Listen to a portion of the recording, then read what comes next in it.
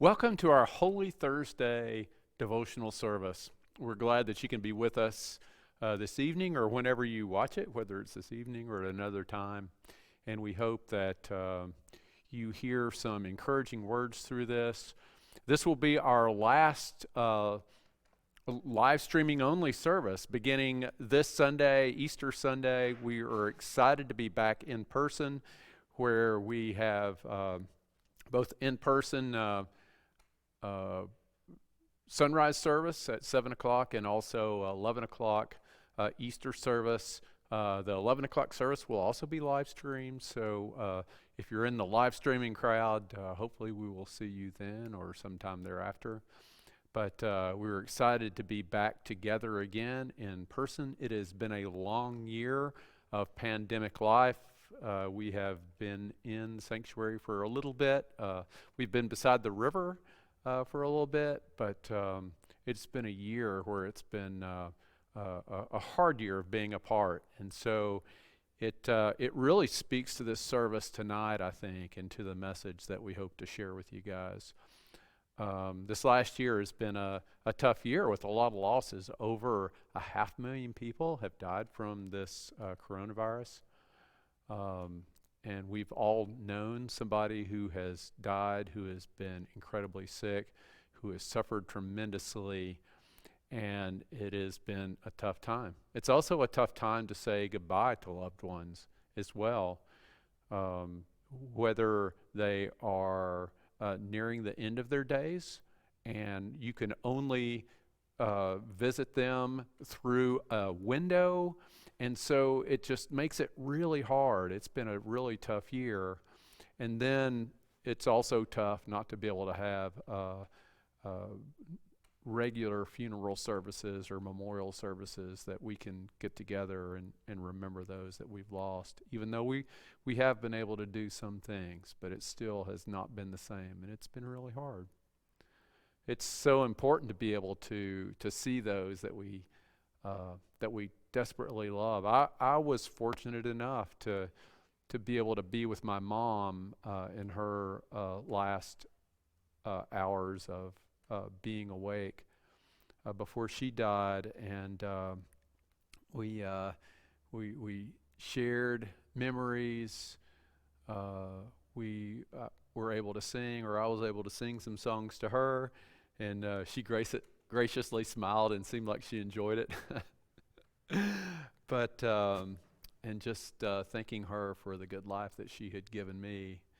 And it was just a way that I could say, I love you more than you know.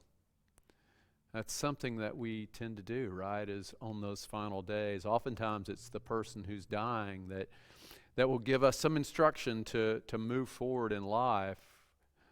And it's just their way of saying, I love you more than you know. And so on this Holy Thursday service, we have Jesus gathering with his disciples and for one final dinner together before he gives his life for them and for the world. And so he comes together and tries to encourage them and lift them up, but he also knows that he's going to suffer really badly and die. And even though Jesus was God and human, all wrapped into one, that human person did suffer a lot. And so Jesus knew what was coming. And so I think the 7 words from the cross, what has become known as the 7 words from the cross, or 7 phrases, the 7 last phrases that Jesus spoke, speak a lot as to how Jesus talked and acted to people. You know, when we're under pressure, when we're hurting, when we're suffering, when we've lost so much, and it seems like we've lost so much, that's when we really get to the core of who we are. And so if we think of it that way and we see these last 7 phrases that Jesus said, then we see the core of who he is. And we find that it's not much different than when he was walking the world with his disciples. And so Jesus looks up and he looks at those around him that have put him on this cross. They're jeering him, they're giving him a hard time, making fun of him. And so what does Jesus say to them or say about them? He says, Father, forgive them. You see, in these last words, even his enemies, even those that wanted to do him harm, cause him death, wanted to hurt him physically, emotionally, spiritually, in every possible way, Jesus said, forgive them, Father. And so it was a way that Jesus said to them, you don't really know what you're doing, and I love you more than you know. And then to the person who was on the cross beside him, we often say the thief on the cross, but it's unlikely that the Romans would have crucified somebody who was just a thief. They saved that for insurrectionists, people that had done grave things against the Roman government and were trying to overthrow the Roman government. And so they just got rid of them. And so this was probably a pretty hardened criminal. And yet Jesus looks up at him when he says, remember me, Jesus, in your kingdom. And Jesus says to him, today you will be with me in paradise. He said that to the last, the least, and the lost, and they don't get too much more of the last, the least, and the lost than this man. And Jesus looked at him and said, I love you more than you know. And so his next words were, my God, why have you forsaken me? And of course, these aren't in any chronological order, but when Jesus says these words, my God, why have you forsaken me? It just cuts to our heart. It's like, why would God forsake Jesus? But I believe in these words, Jesus is quoting this very familiar psalm from Psalm 22. And it's the first words from Psalm 22. You can look it up if you want to. And if you look it up, I invite you to read the rest of the psalm, because the rest of the psalm continues on and says that this person is suffering, but that God will make it right. And that good will come out of it, that God will bring good out of it, and the world will be blessed through it. So the final line of Psalm 22 says, they will proclaim God's righteousness, telling them what God has done. That everybody across the world will recognize what Jesus has done, and that Jesus has looked across the world and said, I love you more than you know. And so then Jesus looks down at his mother and says, woman, here's your son. Now that may seem odd to us in our modern world, but in Jesus' day, in his culture, a woman who was a widow had to have some male support because women didn't really work, at least in that culture. And so they needed some folks to help support them. They needed somebody to care for them. So when Jesus looked down, he saw his mother and his disciple John and said, woman, here's your son.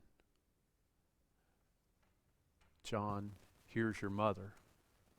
I want you to take care of my mom because I love her more than you know. And then Jesus says, I'm thirsty. Jesus was a human, and he was thirsty. And people, when they're dying, oftentimes become very, very thirsty. And Jesus reminds us that in his thirst, in his final dying moments, he He knows our pain. He knows what we go through. And still, he says, I love you more than you know. And then Jesus says, into your hands I commend my spirit. The cross would feel like a place that God would be absent from. But Jesus knows that God is there, that God is with him, and that Jesus offers his Spirit to his Father. He says, I love you, but you know that, don't you? And then he said, it is finished. And he breathed his last. But it wasn't, it is finished with a finality. It is finished means it is accomplished. I have done what I have come here to do. I have gone all the way to prove my love for the world. And so we look down, or we look across the centuries as Jesus tells us, I love you more than you know. There are so many ways that Jesus says he loves us. There are so many ways that Jesus tells us, I love you more than you know. How has Jesus said this to you in your life? Maybe it's in your pain. Maybe it's in a time of joy. But how has Jesus spoken to you? Maybe from the cross, maybe from another place. But how has Jesus said to you, I love you more than you know? And so now, I invite you to go in peace and to go knowing that Jesus loves you more than you could possibly know, more than you can possibly imagine. That in the middle of pain, in our loss, in what seems like hopelessness, God is with us. And that is good news. Thanks be to God. I love you more than you know.